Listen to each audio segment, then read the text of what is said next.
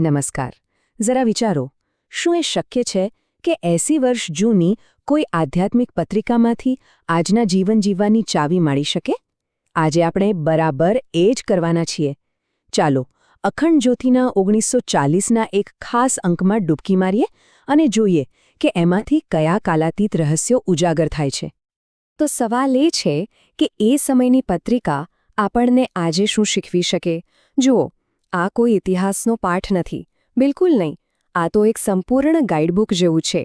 આપણે એ જાણવાની કોશિશ કરીશું કે દાયકાઓ પહેલાં લખાયેલા આ લેખો આજના આપણા ફાસ્ટ પેસ્ડ જીવનમાં કેવી રીતે આંતરિક શાંતિ અને શક્તિ મેળવવાનો રસ્તો બતાવી શકે છે. તો આ આખી યાત્રાની શરૂઆત ક્યાંથી થાય છે? એ થાય છે આપણા દૃષ્ટિકોણથી, એક મૂળભૂત પરિવર્તનથી. આ પત્રિકા આપણને જાણે કહે છે કે 1 મિનિટ થોભો અને દુનિયાને એક અલગ જ નજરથી જોવાનો પ્રયત્ન કરો, એકદમ નવી, ઊંડી નજરથી. સૌથી પહેલો અને સૌથી ગહન વિચાર જે સામે આવે છે એ છે માયા. હવે માયા એટલે શું? પત્રિકામાં એક કવિતા દ્વારા ખૂબ સરસ રીતે સમજાવ્યું છે કે આ જે ભૌતિક દુનિયા છે ને, એ એક સપના જેવી છે.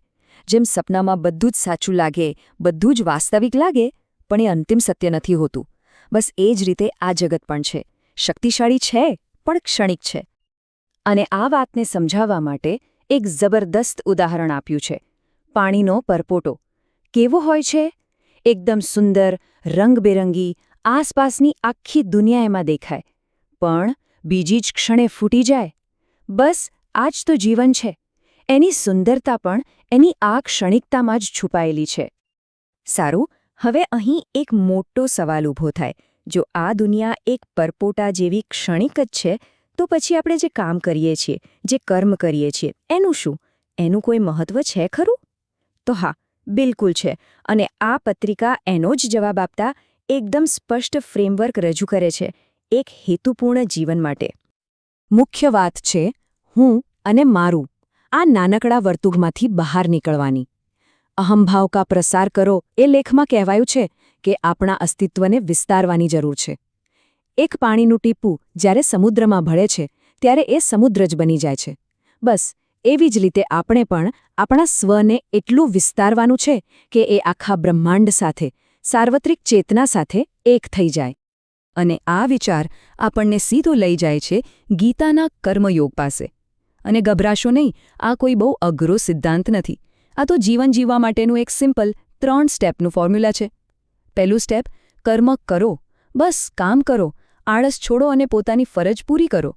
બીજું સ્ટેપ, ફળની આશા છોડી દો, પરિણામ શું આવશે એની ચિંતા કર્યા વગર બસ કામ કરતા રહો. અને ત્રીજું અને સૌથી મહત્વનું, જે પણ કરો એ સૌના ભલા માટે કરો, સાર્વત્રિક કલ્યાણ માટે કરો. હવે વિચારો, જ્યારે કોઈ આ રીતે જીવન જીવે ત્યારે એનું પરિણામ શું આવે? એનું પરિણામ છે અભય, એટલે કે નિર્ભયતા. અને આ કોઈ બહારથી બતાડવાની બહાદુરી નથી. આ તો અંદરની શાંતિ છે. એક એવી સ્થિતિ જે ત્યારે જ મળે જ્યારે આપણે કોઈ હેતુ સાથે અને પરિણામની ચિંતા કર્યા વગર કામ કરીએ છીએ.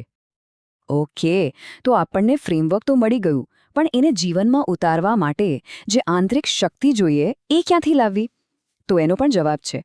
આ પત્રિકા આપણને કેટલાક પ્રેક્ટિકલ ટૂલ્સ એટલે કે સાધનો પણ આપે છે, જેનાથી આપણે આપણી અંદરની દુનિયાને, આપણા મનને મજબૂત બનાવી શકીએ. અને એની શરૂઆત થાય છે એક સીધા સવાલથી. એક એવો સવાલ જે આપણને અરીસા સામે ઊભા રાખી દે. તમારામાં કેટલું આત્મવિશ્વાસ છે? આ સવાલ આપણને આત્મમંથન કરવા પર મજબૂર કરી દે છે. અને પછી આત્મવિશ્વાસ વધારવા માટે શું કરવું, એના માટે મન અને શરીર બંને માટેની કેટલીક પ્રેક્ટિકલ ટેકનિક્સ પણ બતાવી છે. મૂળ વિચાર એ છે કે આપણું મન અને શરીર એકબીજા સાથે જોડાયેલા છે.